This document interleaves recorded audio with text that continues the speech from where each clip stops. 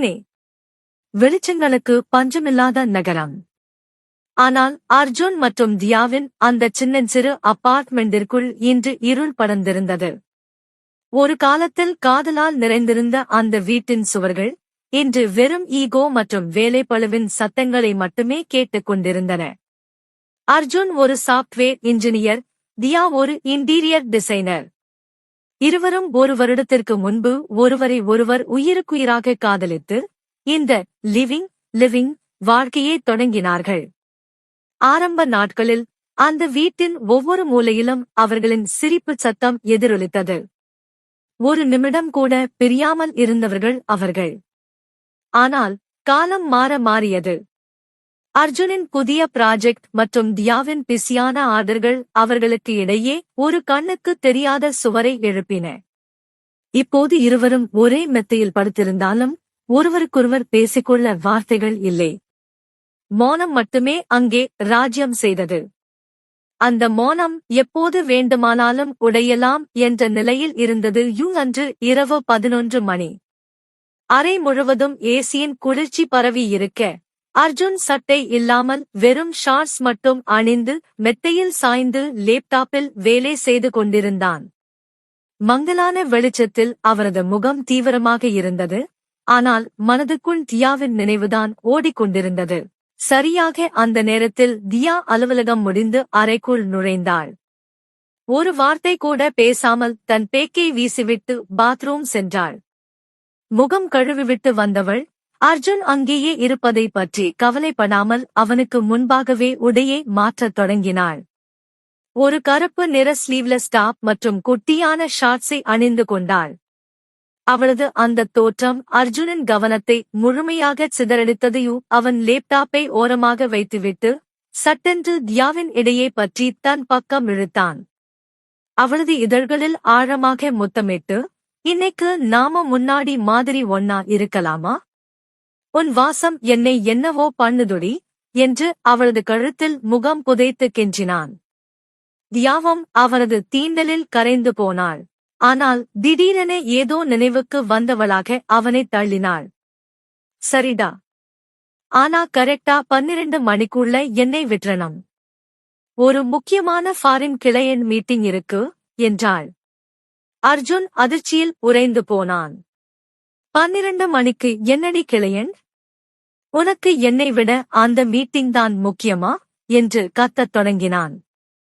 காதல் இருந்த இடத்தில் இப்போது சண்டை வெடித்தது. எப்போதும் இதேதான். உனக்கு உன் கரியர் தான் பெருசு. நான் உன் கூட இருக்கணும்னு ஆசைப்படுறது உனக்கு விளையாட்டாயிருக்கா என்று அர்ஜுன் ஆத்திரத்தில் கத்தினான். தியா சளைக்காமல், டேய் இது பெரிய ப்ராஜெக்ட், புரிஞ்சுக்கோ என்று பதிலுக்கு கத்தினாள். அர்ஜுன் கோபமாக அறையை விட்டு வெளியேறி கிச்சனுக்குச் சென்றான். ஃப்ரிட்ஜை திறந்து விஸ்கி பாட்டிலை எடுத்து கிளாஸ் கூட இல்லாமல் அப்படியே மடமடவென குடிக்கத் தொடங்கினான். அடுத்த நாள் மாலை நிலைமை இன்னும் மோசமானது. தியா தன் கார் சர்வீஸில் இருப்பதாக கூறி அர்ஜுனை 6 மணிக்கு அலுவலகத்திற்கு வந்து அழைத்துச் செல்லச் சொல்லியிருந்தாள். ஆனால் அர்ஜுன் வரவில்லை. அவனது போன் சுவிட்ச் ஆஃப் செய்யப்பட்டிருந்தது. தியா இரவு 9 மணி வரை ரோட்டில் காத்து கிடந்து கடைசியில் ஒரு கேப் பிடித்து எரிச்சலுடன் வீட்டுக்கு வந்தாள். அர்ஜுன் வீட்டிற்குள் நுழைந்தபோது தியா சோபாவில் அக்கினி பிழம்பாக அமர்ந்திருந்தாள். அர்ஜுன் சமாதானம் செய்ய முயன்றபோது, சாரி சொன்னா எல்லாம் முடிஞ்சிருமா? உனக்கு உன் வேலைதான் முக்கியம். ஒரு பொண்ணு நைட்டுல ரோட்டுல தனியா நிக்கிறது உனக்கு சின்ன விஷயமா என்று வெடித்தாள். அர்ஜுனுக்கும் பொறுமை இழந்தது.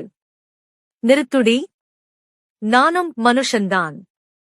வேணும்னு உன்னை அங்க நிக்க வைக்கல என்று கத்தியவன், இன்னைக்கு நான் வீட்டிலேயே இருக்க மாட்டேன் என்று கதவை ஓங்கி அடித்துவிட்டு வெளியேறினான். 3 மணி நள்ளிரவு ஒன்றைத் தாண்டிக் கொண்டிருந்தது. தியாவிற்கு தூக்கம் வரவில்லை. கோபமும் பயமும் அவளை வாட்டியது. இவன் எங்கே போனான்? போன் வேற ஆஃப்ல இருக்கே என்று அவள் நகத்தை கடித்துக் கொண்டு ஹாலில் அமர்ந்திருந்தாள். அப்போது காலிங் பெல் சத்தம் இடைவிடாமல் கேட்டது. தியா ஓடிப்போய் கதவைத் திறந்தாள். வாசலில் அர்ஜுன் நிலைதடுமாறி நின்றிருந்தான். அவன் மீது மதுவின் நெடி வீசியது. கண்கள் செக்கச் சிவந்திருந்தன. தியாவிற்கு ஆத்திரம் தலைக்கு ஏறியது. என்னடா நிலைச்சுட்டி இருக்க உன் மனசுல? இப்படி ஒரு பொறுக்கி மாதிரி குடிச்சிட்டு வரதுக்கு உனக்கு எவ்வளவு தைரியம் என்று கத்திக்கொண்டே அவனை அறைக்குள் இழுத்து வந்தாள். அர்ஜுன் எதுவும் பேசாமல் தள்ளாடிக்கொண்டே பெட்ரூம் சென்று மெத்தையில் விழுந்தான். தியா விடவில்லை. அவன் சட்டை காலரை பிடித்து உலுக்கினாள். என்கிட்ட பேசுடா. ஏன் குடிச்சிட்டு வந்த என்று அவள் ஆவேசமாகக் கேட்டாள். அந்த நொடி அர்ஜுனுக்குள் இருந்த போதை வேறொரு விதமாக மாறியது. அவன் சட்டென்று அவளது கைகளைப் பற்றி அவளை அப்படியே மெத்தையில் புரட்டி போட்டான். இப்போது அர்ஜுன் அவள் மேலே இருந்தான். என்னடி நானும் பார்க்கிறேன், ரொம்ப நேரமா ஓவரா எகிரிட்டு இருக்க என்று கரகரப்பான குரலில் சொன்னவன் அவளது பேச்சைத் தடுக்கும் விதமாக அவளது இதழ்களை ஆழமாக பருகினான். ஆரம்பத்தில் தியா அவனைத் தள்ளிவிட முயன்றாள். அவனது மார்பில் கைகளால் அடித்தாள். ஆனால் அவனது அந்த முரட்டுத்தனமான முத்தமும் உடலின் சூடும் அவளுக்குள் ஒரு மின்சாரத்தை பாய்ச்சியது. கோபம் மெல்ல மெல்ல காதலாக மாற அவளும் அவனை திருப்பி அணைத்தாள். தன் கால்களால் அவனது இடுப்பை இறுக்கிக் கட்டிக்கொண்டு வெறித்தனமாக பதில் முத்தமிட்டாள். இருவரும் மூச்சிறைக்க ஒருவரை ஒருவர் சுவைத்துக் கொண்டிருந்தனர்.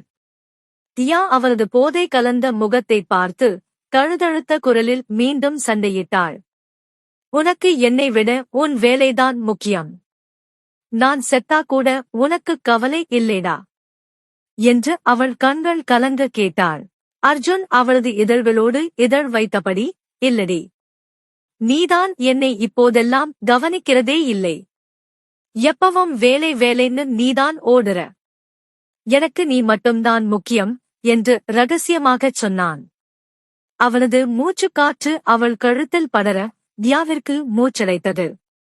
அவள் அவரது டையை பிடித்து தன் பக்கம் பலமாக இழுத்து அவரது உதடுகளில் மீண்டும் ஒரு சூடான முத்தத்தை பதித்தாள்.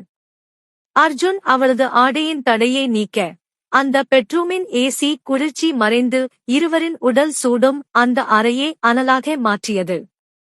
சண்டையில் ஆரம்பித்த அந்த இரவு இப்போது ஒரு கட்டுக்கடங்காத காதலின் உச்சமாக மாறிக்கொண்டிருந்தது. அர்ஜுனின் போதை இப்போது உச்சந்தலையில் ஏறியிருந்தது. மதுவின் போதையை விட தியாவின் அந்த வெறித்தனமான அரவணைப்பு அவனை ஒரு மிருகமாக மாற்றியிருந்தது.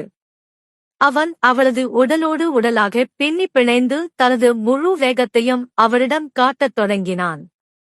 தியா அந்த அசுர வேகத்தை தாங்க முடியாமல் மூச்சிரைத்தாள். அர்ஜுன் ஆவேசமாகச் செயல்பட தியா தனக்கு ஒரு பிடிமானம் தேவை என்பதற்காக மெத்தைக்கு அருகில் இருந்த அந்த மரத்தாலான டீப்போயை தனது கைகளால் இறுக்கமாக பற்றிக் கொண்டாள். அர்ஜுன் இன்னும் தனது வேகத்தை அதிகரிக்க அந்த மேசை அவரது வேகத்திற்கு ஈடு கொடுக்க முடியாமல் அதிரத் தொடங்கியது. ஒரு கட்டத்தில் கட்டுப்பாட்டை இழந்த அர்ஜுன், தியா, நீ எனக்கு மட்டும்தான்டி. நீ இல்லாம என்னால இருக்க முடியாது என்று உணர்ச்சி வேகத்தில் கத்தினான். அவன் கொடுத்த அந்த ஒரு பலமான உந்துதலில் மேசையின் மேல் இருந்த தண்ணீர் பாட்டிலும் தியாவின் மொபைல் போனும் சிதறித் தரையில் விழுந்தன. அந்த கண்ணாடி பாட்டில் சத்தமாக உடைந்து சிதறிய சத்தம் கூட அவர்களின் காதுகளில் விழவில்லை. அந்த நள்ளிரவின் அமைதியில் அவர்களின் மூச்சொலியும் உடல்கள் உரசிக்கொள்ளும் சத்தமும் மட்டுமே எதிரொலித்தன. இறுதியில் இருவரும் ஒரு பெரும் உணர்ச்சி பெருக்கின் உச்சத்தை தொட்டு வியர்வை நனைந்த உடல்களோடு ஒருவரை ஒருவர் அணைத்தபடி மெத்தையில் சரிந்தனர். எல்லா சண்டைகளும் கோபங்களும் அந்த போர்வைக்குள் கரைந்து போயிருந்தன. அந்த அறையே ஒரு போர்க்களம் போல காட்சி அளித்தது. தரையில் உடைந்த கண்ணாடி துண்டுகள் சிதறிக் கிடக்க தியாவின் போனும் அர்ஜுனின் கடியாரமும் ஆங்காங்கே சிதறிக் கிடந்தன. இத்தனை நாட்களாக அவர்களின் சண்டையில் பொருட்கள் உடைந்த போது இருந்த வலி இன்றி இல்லை. இன்று இந்தச் சேதங்கள் அவர்களின் கோபத்தால் வரவில்லை, கட்டுக்கடங்காத காதலால் வந்தவை. அர்ஜுனின் மார்பில் தியா முகம் புதைத்திருக்க அவன் அவளது ஈரமான கூந்தலை மெல்லக் கோதிக் கொண்டிருந்தான். அர்ஜுன் அமைதியை கலைத்தான். தியா, நாம சீக்கிரம் கல்யாணம் பண்ணிக்கலாம்டி. இப்படி தள்ளி போட்டுட்டே இருக்கிறது எனக்கு சரியா தோணல. என்று அவளது நெற்றியில் முத்தமிட்டுச் சொன்னான். தியா மெல்ல நிமிர்ந்து அவரது கண்களை பார்த்தாள்.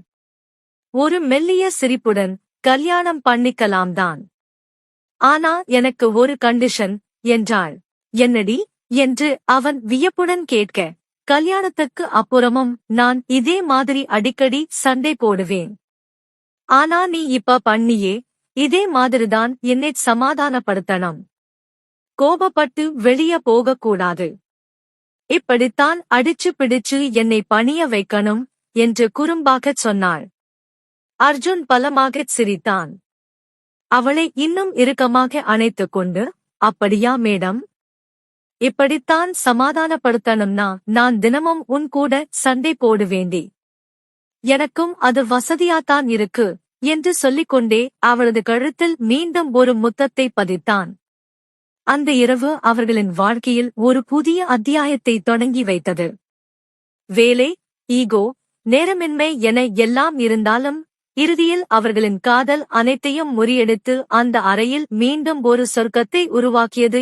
அர்ஜுன் மற்றும் தியாவின் இந்த அதிரடியான காதல் கதை உங்களுக்கு பிடித்திருந்தால் மறக்காம இந்த வீடியோவுக்கு ஒரு லைக் போடுங்க. வாழ்க்கையில வேலை, ஈகோ இதெல்லாம் தாண்டி காதல்தான் ஜெயிக்கணும்னு நீங்க நினைச்சா கமெண்ட்ல லவ் வின்ஸ் அப்படின்னு டைப் பண்ணுங்க. இது போன்ற இன்னும் பல விறுவிறுப்பான, த்ரில்லிங் மற்றும் நெஞ்சை தொடும் கதைகளை தொடர்ந்து கேட்க இப்போதே நம்ம மாயா கதைகள், மாயா கதைகள் சேனலை சப்ஸ்கிரைப் பண்ணிட்டு அந்த பெல் ஐகானையும் கிளிக் பண்ணிடுங்க. உங்க ஆதரவுதான் எங்களோட பலம். அடுத்த ஒரு சூப்பரான கதையோட உங்களைச் சந்திக்கிறேன். நன்றி.